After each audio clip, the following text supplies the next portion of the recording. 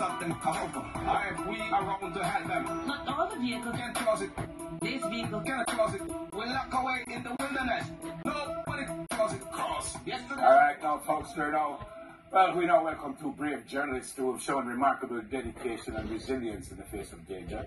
With me now, Andre Williams, a reporter from The Cleaner, our company, and Simone Morgan Lindo, a reporter from The Star, our company, and both have first-hand experience covering this devastating impact of Hurricane Beryl, and they're here to share their experience. So it was interesting when they walked in and I said, "You all right?" And they said, "No." Which would suggest you never do all right. Morning to you, morning. Ah, gosh. Where were you? Were you sent out to do a job here, or did you just decide I'm a journalist and I go up on the road to see what I want? We were sent out to do. Where were you sent? St. Elizabeth. To do, obviously to cover. But were you sent to a specific area in St. Elizabeth, or did you just go down there? No, we were roving. This is before or while or after? When was this? We were in the community before the hurricane started. Mm-hmm. The hurricane started really late, about 3 o'clock, the sun was shining there. And both you were in the same area? Yes. St. Elizabeth. What was the first thing that made you say, "No, sir, we never reached back at the yard"? What was the first thing that happened? When we reached around Holland Bamboo, and the bamboo started uprooting, and we were blocked right in. The police were there, thankfully. You were in a truck? In a company vehicle, SUV. Okay. And so we were trying to get out, but the bamboos keep falling, and the police, the Lakovia police, had to take us through a shortcut that leads to Magati. Mm-hmm. Yes. Well, the police had to actually chop us out of the bamboo because the vehicle was blocked at front and behind. And then we had a little part, that's where we escaped. You know, Holland Bamboo is a couple miles. Yeah. So we had a part that we went through up in the Holland Hills and ventured into another community. I'm being very serious here. Were you scared? I was. And being afraid, what were you thinking when you said you were scared? Were you scared for your life? What were you thinking? At a point in time, I was thinking that my children is going to lose their mother. That was when we got further in the community in Mountainside and we were totally marooned. That was what was coming to my mind.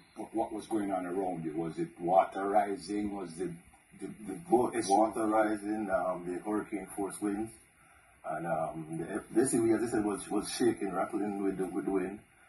We had to take refuge in a churchyard, and that's where we spent for like about 3 hours before help came. And before that, me and Andre were out of the vehicle trying to move trees so that the photographer Ian Allen could pass. So, and trust me, the mangoes in St. Elizabeth have highs because they were literally stoned us. Yeah, the zincs were swinging at us. And were you able to use your phone? No, communication was down completely. Wow. That was the next thing again. We had non-communication. What was your feeling at the time? Well, you were with her all the time? Yes, but we were, it was 3 of us, me, Simone, and Ian. What was my initial thought was, what next? Because we were there in the daylight, and then because of no electricity, darkness, and then we were just hoping that, somebody would come from somewhere to take us out of the situation. Were you also scared for your life? Yeah, man, I was concerned. I was very concerned because I've never been in that position before. We had no solution.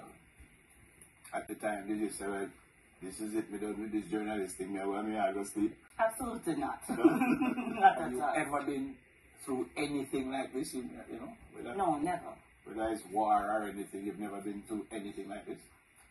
I mean, I've been threatened before. We have gone on crime scene.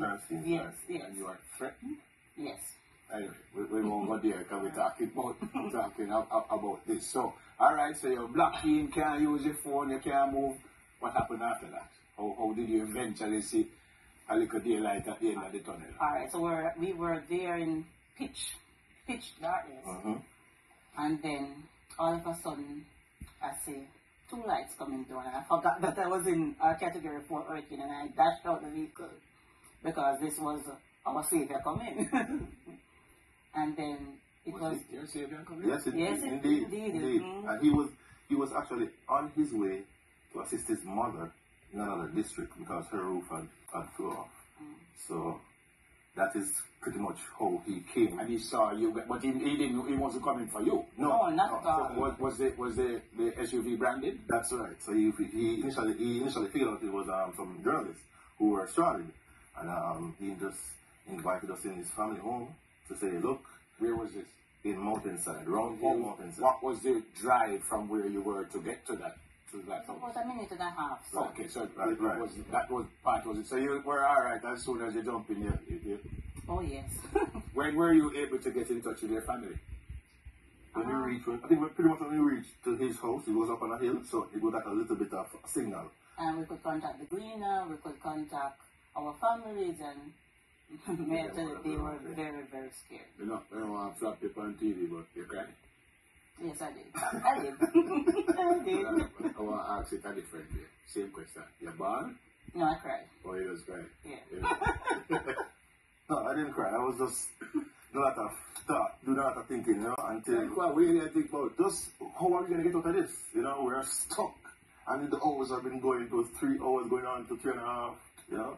And we were wet because we were soaked. Our water boots were filled with water. Yeah, our feet were swollen. We had money, but we were hungry.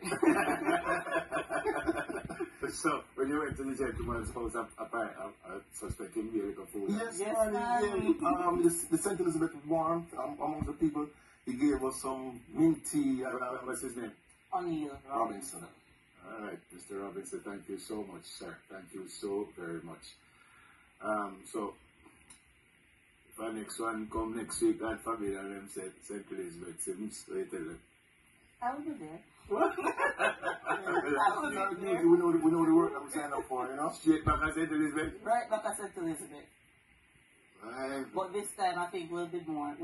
I will not be taking anything for granted. I mean, because the hurricane went from 0 to 100 real quick. This week we're having sunshine, and then when what happened to burial tree, oh, she moved slow, and then the next thing, it was total disaster. Oh, as because you didn't have course burial. Burial get old.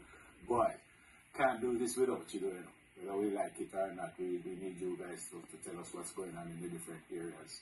I thank you for that. I thank you so much for your service, and I'm so happy that you're here with us. Your kids must be really happy to see you. Can I tell you? So, you know, take a little 2 days off and lay down and think about it. Look like on the way you want to go back to the thing again. It's just the work, you know, it's just the job, you know. Proud of you. Thank you very, very much. Thank you, And God bless you and your family. Thank you.